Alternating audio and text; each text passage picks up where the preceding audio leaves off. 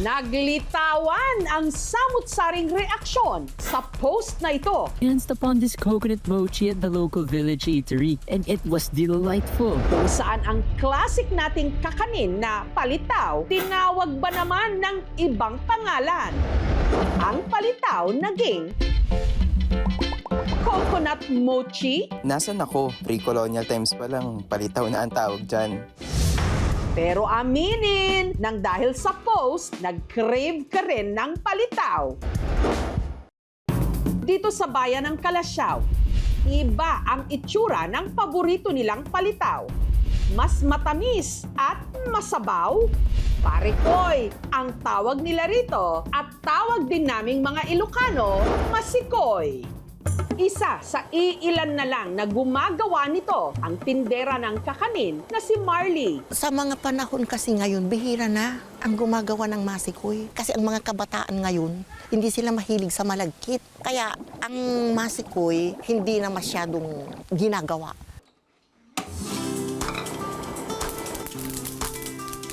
Dapat medyo golden brown. Tapos i-grind mo yon para lalabas yung aroma, lalabas yung tamang taste niya, tapos isit aside mo. Tapos gagawa ka ng palitaw. Yung glutinous flour, ihuhulma mo yun.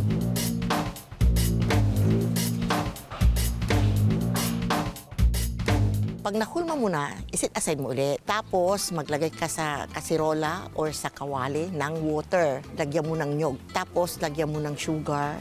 Ilagay mo na din yung sesame seed. Lagyan mo ng anis, pampabango ng pagkain. Yung nahulma mo na palitaw, ihulog mo na. Ihalo mo ng ihalo.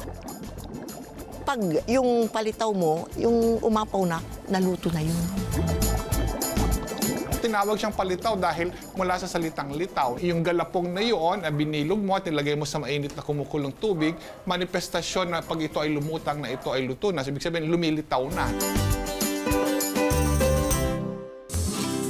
Nandun yung tamis and then parang lasang buko.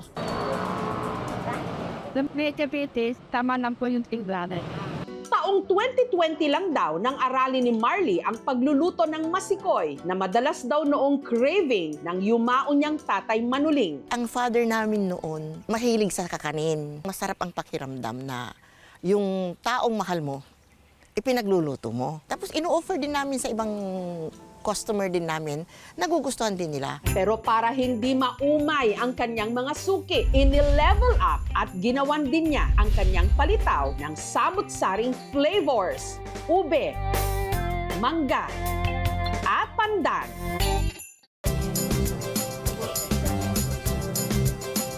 Hindi pa natin bubuksan yung kalan kapag hindi pa na mix well yung egg tsaka yung flavored milk.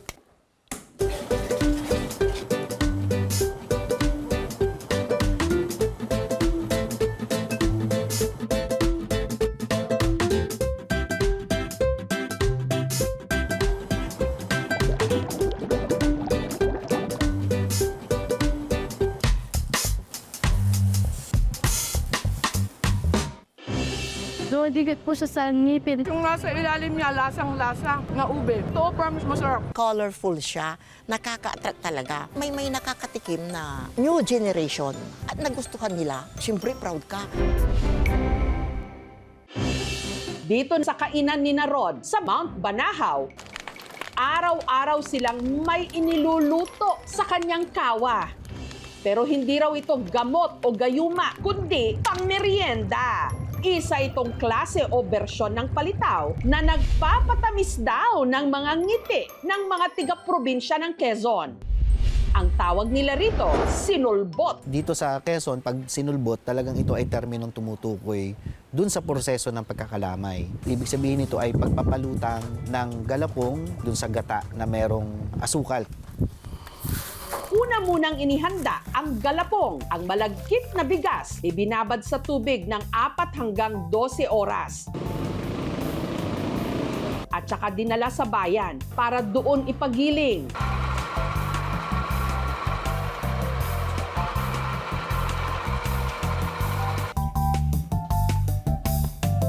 Malambot-lambot na po siya. Parang maganda na po ang masa, bilogin. 200 grams po ang isang bilog nito.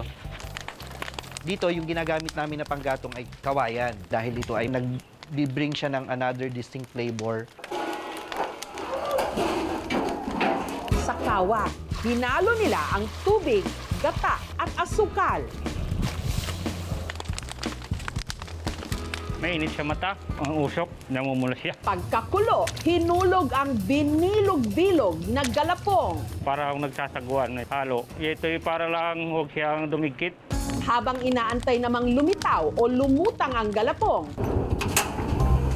nagsalang sa hiwalay na kawali ng muscovado o brown sugar. Mga isang oras po ito, susunugin. Hindi po pwedeng hindi hahaluin at siya po yung nagtututong, nakapit sa kawali.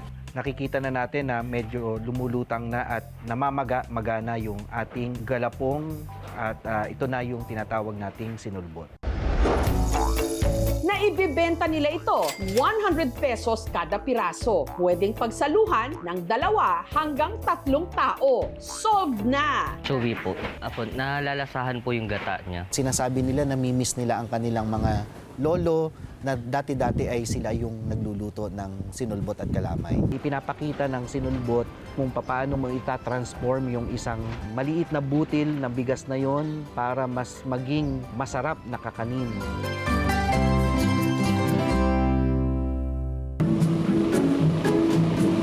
Tiga pinagbuhatan Pasig namang sikay, malaki ang pasasalamat sa palitaw. Ang hamak na kakanin kasing ito ang naging daan daw para malasap niya ang tamis ng tagumpay.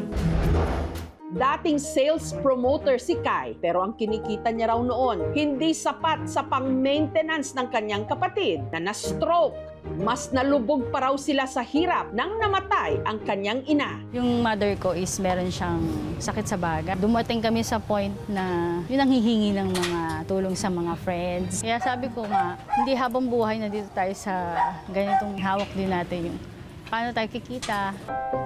Ang 200 pesos niyang pera noon, ipinuhunan niya para makapagbenta ng palitaw. Nag-research ako, inaral ko rin yun. Mula sa 200 pesos na puhunan, kumita raw sila ng 30,000 pesos sa loob lang ng isang buwan. Ikaw gumawa ka? Panalo, te. Sarap. Tubong lugaw, palitaw. Kung maramihan, syempre, merong malakas, 2,000 to 3,000 a day. Meron ding mahina, 1,000 pababa. Nakakatulong nga siya sa buhay namin, magkakapatid. Ang kanyang palitaw, ginawaran pa ng parangal. Maganda kasi siya kasi napopromote mo yung Filipino culture natin.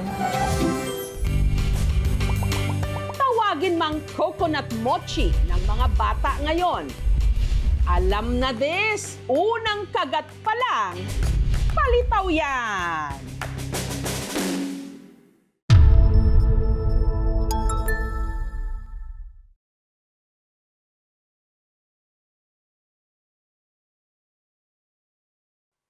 Thank you for watching, mga kapuso. Kung nagustuhan niyo po ang videong ito, subscribe na sa GMA Public Affairs YouTube channel.